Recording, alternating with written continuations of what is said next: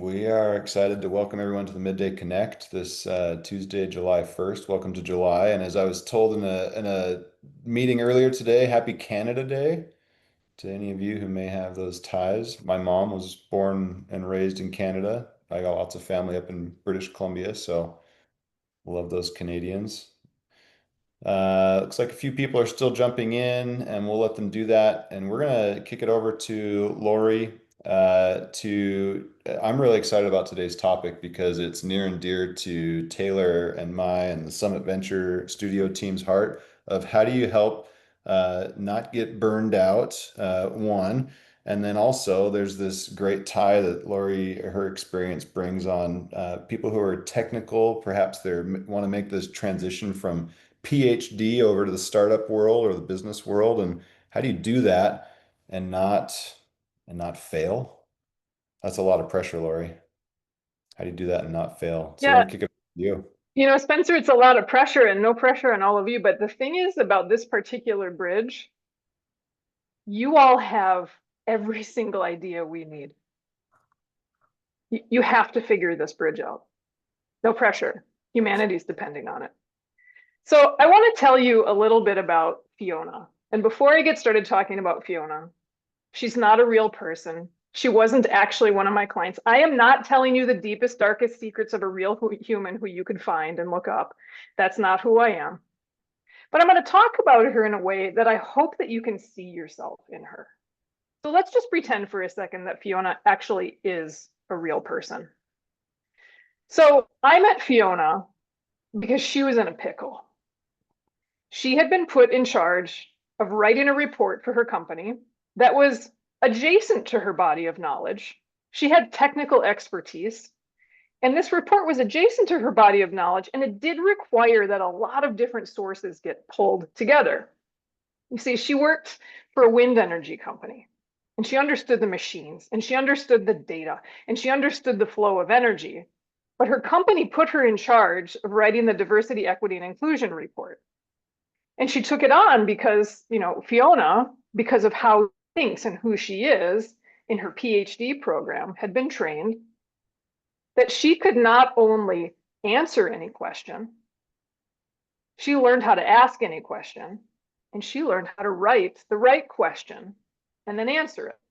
And if she found a question she couldn't answer, she knew how to knowledge so that she could. And Fiona is exceptional at holding a vast ocean of data, very, very complex things that make most people their eyes glaze over and read it anymore. She can hold it all. And not only can she hold it all, but she can understand it in a way that none of us see. It's her gift, and she's exceptional at it. Now, one of the challenges that Fiona had found throughout her career, throughout her education, maybe even on into early life, I don't know, is that she could hold all of this and explain it. She's explaining a complex thing. And when you explain a complex thing, it requires a complex explanation. And she lost a lot of people.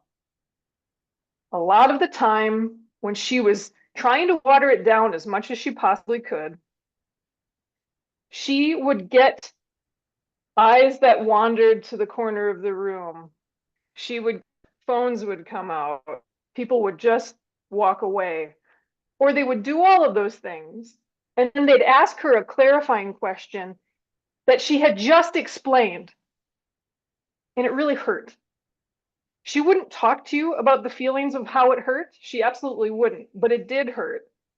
And that the accumulation of all of the hurts of people not understanding her over and over and asking the silliest questions that she had just explained caused her to research even more. She developed, you could almost think of it as an armor. She developed an armor that said, if I just make this argument watertight, nobody will ask these silly questions anymore. And they will finally see what it is that I see that will change how we all live on this beautiful spinning rock. Because the other thing that was very true about Fiona is that she cared deeply about what her company was doing. She knew that what they were building would change how humans live on this beautiful spinning rock. She knew that she had the knowledge to bring it forward, and she was highly committed. When we met, she even told me that she was working an average of 64.3 hours a week. She tracked it. Data was very important to Fiona. And I love that you're asking this in the chat, but I do want to know, do any of you identify with this? And it might be that you identify with little pieces of it and not the whole thing. Because one of the things that I found to be true, yeah, 63.2 hours, that's all, Alan. Yeah, exactly. I wonder what your average is. You might have it tracked. See, she tracked everything. She could even break it down into categories of how many minutes she was spending in each category. And one of the things that I know to be true, gone into a PhD, whether you connect with Fiona or not, that training, and this is, I don't have a PhD, this is what I've heard from my clients that do, that training teaches you some very specific framework, like I already mentioned. You can design a question, you can answer it, you can find the answer. You pause to learn to onboard the data so that you can answer the question. And it teaches you, here's the hard one, PhDs teach you that your instincts suck. That's really hard for a startup founder because the startup world is a different pace. It's a different cadence. It's a different level of accurate is acceptable. And a lot of what you experience, especially if you are the CEO or in a leadership position, is that you have to move faster. You have to move on intuition. You have to move somewhat on gut. You have to move on, it's 80% likely to work, so we're going to go for it. So when I met Fiona, because she thought she wanted a better system. And she had a great system, don't get me wrong. She had this notebook with color-coded pens and like organization and structure. She had the whole thing. And where she was, this is what I could see at the beginning with this report that was bogging her down and taking up so much of her day and frankly distracting her from what she was there to do at the company. What happened is that she was reading more books, she was integrating more studies, she was doing more interviews in order to make this DEI report, again, a body of knowledge that was outside of hers, her area of expertise, but adjacent to it. She wanted to make it watertight so she wouldn't get those silly questions, so it would be passed through, so that it would be implemented, so that it would be better. And what she couldn't see was she was 3 months late in delivering the project. She hadn't asked for help within the team of somebody who might be better qualified to do it. She just took on the burden of learning it all, having come from that academic background where you take the time to learn it all. You take the time to be as accurate as you possibly can. So that's Fiona.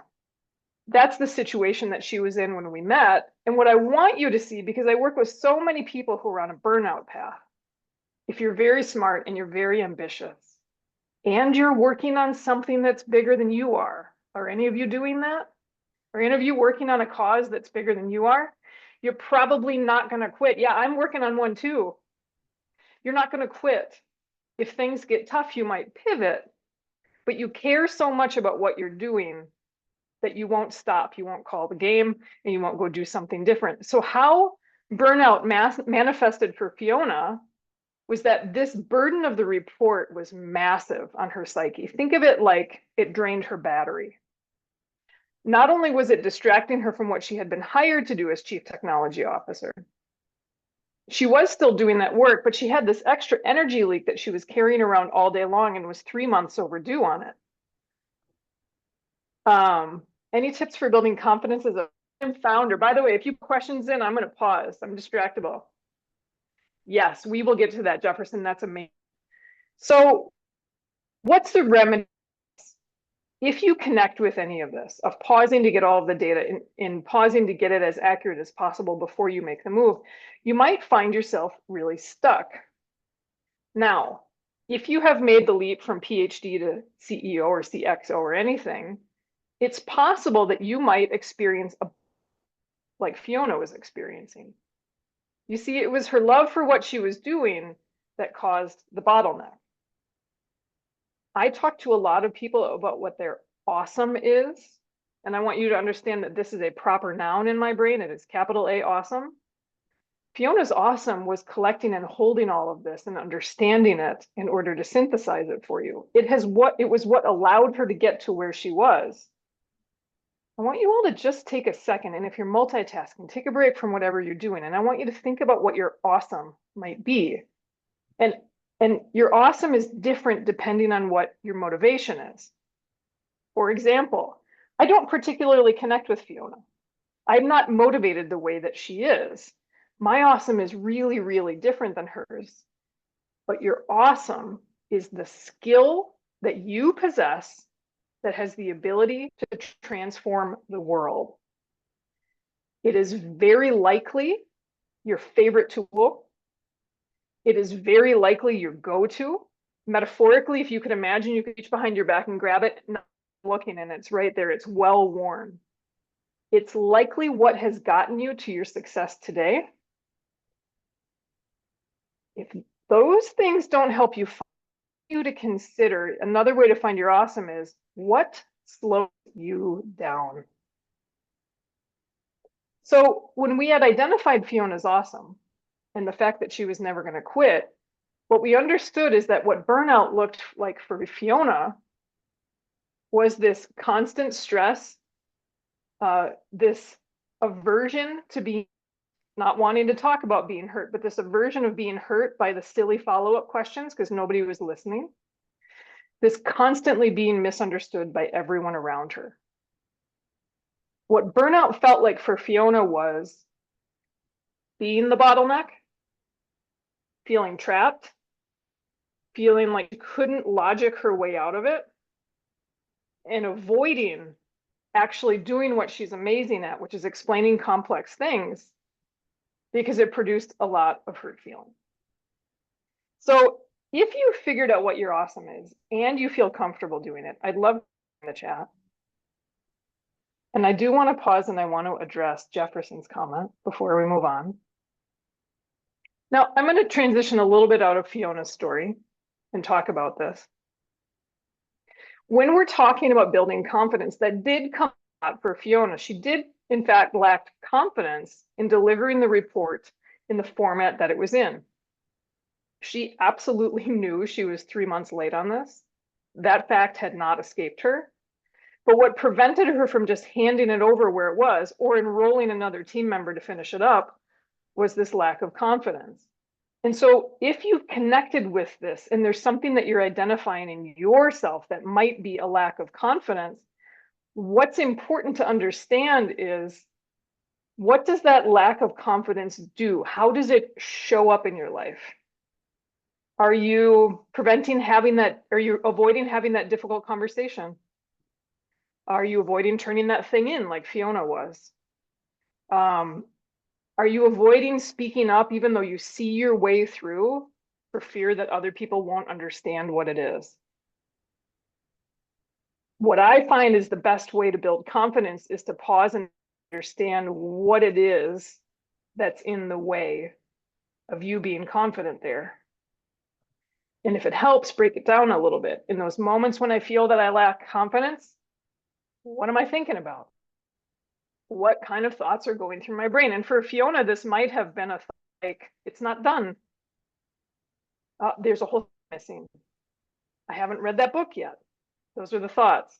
The feelings those produce for her was a lot of worry and anxiety about how will I be perceived? Like a fear of being perceived as incomplete. And so her actions were to withhold to stay in that.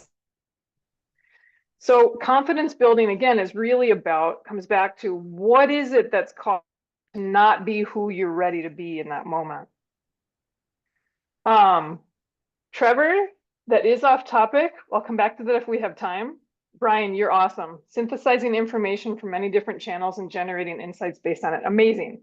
That's an incredible way to explain you're awesome. I hope that helps all of you find it. So I want to talk a little bit about what I did to help Fiona. And again, I hope if you connect with her, even just a little bit, you might be able to lean into this one. So in the work that I do, I wrote a book and published it a couple of months ago. There's 4 characters. Fiona is one of them. For the other 3 characters, there are exercises that you can just go get on my website. Fiona's exercise doesn't exist anywhere except for in a live talk. So congratulations, all of you. You won the prize. Holy cow, good job for showing up today. What we started with Fiona was, and if you subjectively a little bit, she had become the bottleneck for this report and frankly, other things in her career. because she didn't feel safe releasing it in the state that it was. In fact, it was more than not feeling safe. She felt like preemptively, and that hurt. She felt frustrated that nobody understood her on her team.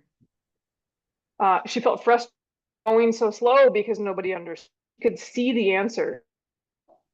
Like she was shouting into the void and nobody could hear. So the exercise I did with Fiona, I call lover words. And I want to introduce this to you why the heck I'm talking about lover words. There is an archetype. This is not a human that we talk about the lover. And the lover says, I know what I want. I know how I'm ready to feel. And I will have that or I will have nothing. I will not go into a situation feeling the way I do not want to feel. And so the idea of lover words are, Fiona was, you can actually identify how you would like to feel most of the time. To be clear, I'm not talking about suppressing emotions. I am not talking about spiritual bypass. I'm talking about consciously saying, I want to feel confident, Jefferson, to your question. I want to feel understood. I want to feel, I want to feel supported. And if it helps, and I know if you do connect with Fiona, I know it's not great to talk about feelings. You don't have to come on camera. I won't look and I won't tell anyone. This graphic might help a little bit. Please look in the orange wedge if you're going to look for words of how you would like to feel most of the time, kind of as a baseline. And I'm not going to tell you what Fiona picked. She wouldn't like that. That would feel like a violation of privacy. But here's the essence. You all of you, every single one of you, myself included, have the absolutely sovereign right to declare how you are ready. Now, that doesn't automatically mean you're going to feel that way all the time. But the point of the lover words is to say, I have the authority and autonomy to do this. And the words that I pick, and I'd recommend, like maybe 3 to 8, somewhere in that number.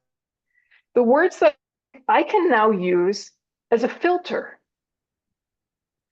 For example, and Jefferson, I'm just going to use this because you put that comment in there. If I'm ready to feel confident, and I go into a situation and I notice that I am not feeling confident, it's a way for me to say, what's going on? Why don't I feel confident here? What are the thoughts that I'm having that feel this way? How do I behave when I don't feel confident? What's the outcome of that?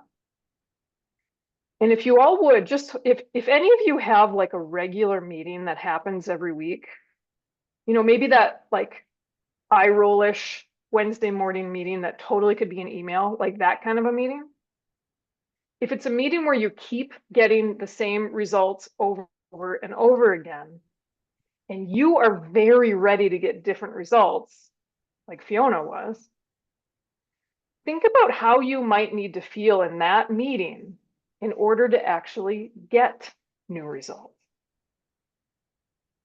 And the way that this showed up for her was she had become the bottleneck, in part because of her PhD training, in part because of her motivation, and because of her awesome. And the result of that is she felt really hurt most of the time and felt really misunderstood most of the time. So once she understood what the lover word exercise was, and then actually started using it as a filter to look at situations in her life that she wasn't aware of before, she didn't realize that regular meeting was totally draining her battery. But now she had a tool to say, I don't feel the way I want to feel in there. What do I need to do to change it? So I'm curious if any of you would be willing to put into the chat how you are ready to feel. And again, you can use this as a way to say, these new results that I've clearly identified that I want desperately, who is the version of me? How does the version of me feel who just gets those results? And I totally understand if none of you are brave enough to put them in there, but if you do, you might inspire somebody else in here to consider what they No, we do. have brave people in this group. Who's the brave person? There's a lot of Maybe that's you, Spencer. You came off mute first. anyone with their camera on is brave. That's true. Sherelle, peaceful. Great. Curious, Anne. Yes. Powerful and creative.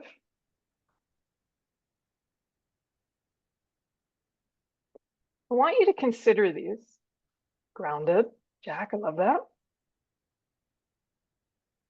I want you to consider these again. Now, if you've got them, whether you put them in the chat or not, I want you to think of a place or a type of conversation or a type of task where you don't feel that way. Just pick a real one in your life. Interested, playful, optimistic. Brian, I love that for you. Think of a place in your life where you don't feel that way.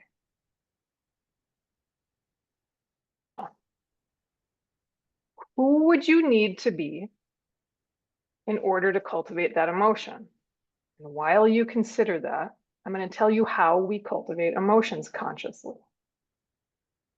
If you notice that you're not feeling that way, powerful, grounded, accepted, etc., you're way because you had some thoughts. Thoughts are synaptic connections in your neocortex. Neurotransmitters transfer that information in your neocortex. When you have a whole bunch of thoughts along the same line, and you create an image in your mind and you accept and believe and surrender to it that says, I lack confidence. And if you can fill in the statement, am, fill in the blank, now you've accepted, believed, and surrendered to it, your limbic brain gets a signal. It creates neurotransmitters, a chemical that corresponds to the thoughts you were having. So if you have pissed off thoughts, you have pissed off neurotransmitters, or excuse me, neuropeptides. If you have loving thoughts, you have loving neuropeptides. Now they go down your cerebral spinal fluid to the corresponding hormonal center in your body. That gland secretes hormones into your blood, molecules, chemicals into your blood, and little receptor sites on all of the cells in your body receive it. That's what emotions are. Do you know that emotions are molecules in your blood? So if with your conscious awareness you notice, I'm not feeling very confident here, and you get curious about what are the thoughts that lead to that, and you stop those thoughts, within 90 seconds, the molecule in your bloodstream. I'm not talking about suppressing emotions or spiritual bypass. I'm talking about noticing what your automatic feeling and reaction and thoughts are and saying, who would I like to be here? You know, Brian, you've got interested, playful, optimistic. You can use interested, playful, and optimistic to say, who would I want to be here? Who can I be? What's the creation of me that gets the results that I'm craving? What are the thoughts maybe that I need to have? How might I feel if I had those thoughts? If I was thinking and feeling in that way, what kind of action would I take or not take to get new results? This is the power of the lover words exercise. And what Fiona was able to do after she worked on this and was able to consciously identify why it had taken her so long and had been so stressful to do this report, she was able to hand it off to people on her team who were able to take the research that she had done and package it in a way that it made sense that it could be implemented company-wide. She felt the huge relief of that task being off of her plate, off of her to-do list, and she was able to implement this in other places in her role as Chief Technology Officer. All of that allowed her to actually do her job much better. And instead of getting those cyclical, repeating ad nauseum, same old results that I know none of you want, raise your hand if you're here to get the same results every day. Does anybody want that? If you do, I'd like to have a short chat with you at the end of this call. That's not how you do the world. If you use your lover words, filter as a curiosity tool to say, who might I need to be? I promise you, you will start seeing results in your life. And I'd recommend picking a situation where you've gotten the same results over and over again and get curious about it there, that you can get new results. I see more words in the chat. I love this. I find when people do this exercise, usually you pick a couple of them first day, try them out for 1 to 3 days, maybe modify them a little bit. Time to settle on what you actually want to settle on. Amazing. Laurie, Alan, can we jump into that question that Jefferson had and maybe just yes, go dive in for it. on that? So Yep. tips for building confidence as a first-time founder. So I addressed this a tiny bit, and actually, Jefferson, I'm wondering if you're brave enough to come off of mute and off of camera and have a conversation with me. I'll be nice, I promise.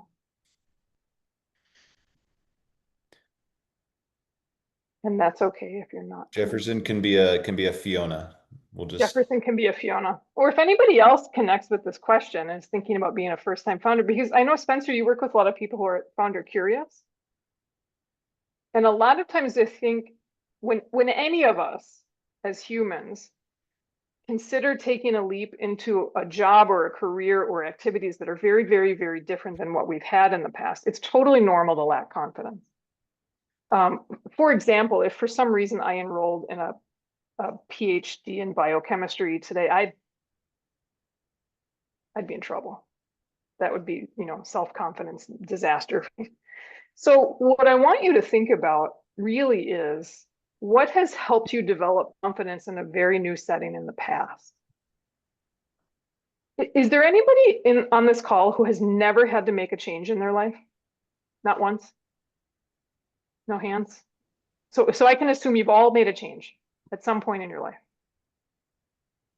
Find one, whether it was like a career shift or going into a different phase in your education or moving something.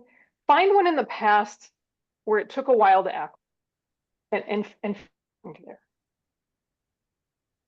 How'd you do it? Is anybody willing to answer this question live? This is a very rich exercise if you are. I said I could. Great, Cheryl, thank you. I've been unemployed for 8 months and I'm gonna launch a consulting company in the next month. So this is very applicable to my life. Good job, Cheryl. So can you think of a time in the past when you had to make a pretty big change that maybe kind of freaked you out a little? How did you do it? I talked a lot about it. With whom? So like safe people. Inner circle people. Yeah, and like that talking about it and like getting used to the idea like helped me make the leap. Do you remember how you talked to them about it? Was it like, hey, I'm thinking about maybe doing this, or like, I'm doing it? I think it started out talking about all the things that could go wrong with the decision. Because that's how I am. Like, oh my God, these are all the things I'm scared about doing this thing. How did that help you make the transition? It made it less scary because people were supportive. I don't know, I like that. This is a Bible verse which might freak people out. But in Proverbs, there's one of like many advisors makes your plan succeed. So like if a lot of people, you talk to a lot of people and they all think the idea is good, usually that's like a good next step for me. And it makes me feel more confident in the plan. But if like a bunch of people say, oh my God, that's a bad plan, then you like reassess the plan, or I reassess. Cheryl, I'm super, super curious about this specific tactic. Things I might warn everybody who's founder curious about is stop asking for advice from people you would not accept criticism from. Yeah, no, they're good people. You have to be like in your corner because they're the ones that are going to tell you honestly. Yeah. Like, I'm not sure about that. And this like is the friend who tells you every time you have spinach in your teeth, that friend. yeah, like your mentor. If you have a mentor, like I had a mentor, he's no longer alive, but he was like a good person to ask that to, that question. No, I'm so sorry to be doing this. I know I promised to be nice, but there's a thing I can't let go here. What? Cheryl, I promise this isn't gonna be awful. I promise I'll be kind of nice. If you're doing something wildly ambitious that will change how we live on this planet, Ellen said that a couple of times in the breakout room. I know at least one of you is doing that. Maybe something that nobody has ever. a choir of advice going to help you do that? Because nobody's ever done it before. They're all going to tell you you're out of your mind. Yeah, some of those friends, they're going to be like, oh, we're behind you, but they're not behind the idea necessarily. And so you have to have a filter, I think, Great. to Thank know you. that they'll support you even if you fail. But like certain people aren't the people, like you have to take those brave ideas to your brave friends. Like if your friend has never changed a job, that's not the person to ask about but they might still be in your corner and I'll be there to support you no matter what. Awesome. Thank you. I really appreciate you having this conversation with me. I hope you all understand the nuances of this. Because I I'm have some friends like that. good. My I think dad we is all like do. that. I think we all, I mean, I don't know about you, Sherelle. Every time I hang out with my parents, I hear my own self-limiting beliefs come out of my dad's mouth. Yeah, I'm my like, dad's oh, that's where that voice came from in my head. It's yours, right? yeah. He wants well for me. He wants me to be safe and successful and to, have a good life. He doesn't want me to take a wild risk and then flop over and over and over again. He's my dad and he cares about me, right? Yeah. So when you're talking about making a dramatically different leap, for example, if you've gotten your PhD and done research for years to decades, and now you found the thing, you've got the thing that will save humanity, and the thought enters your mind, I'm just going to go be a CEO now. I want you to know that is a dramatically different life. You're going to have to do very, very different things from day to day. You're going to feel like a novice. And at the point when you've gotten advanced degrees and done research for years, it's been ages since you've been a novice. And so can we frame this question of building confidence in the framework of how we learn to become expert at something? And I find learning how to ride a bike is kind of the easiest visible metaphor. Does anybody remember how they learned how to ride a bike? My dad Alan, helped me. Sherelle, your dad helped you? Yeah, he held the bicycle, right? While you're running around the parking lot. Rewind a little bit more. What compelled you to ever touch a bicycle? Um, Training wheels, right? Like everybody was bicycling. You saw other kids bicycling. You had some systems in place to help you learn. Your dad held the seat. Can you ride a bike without your dad now? Yeah, of course. Do that. You practice. Let's go with maybe one more comment or Great. question. Great. Erica, you came Um, off. Did you want to share something? No? Yeah. I mean, she basically just said it at the end. It's like when you are in transition, that's a perfect example. I work with scientists, doctors.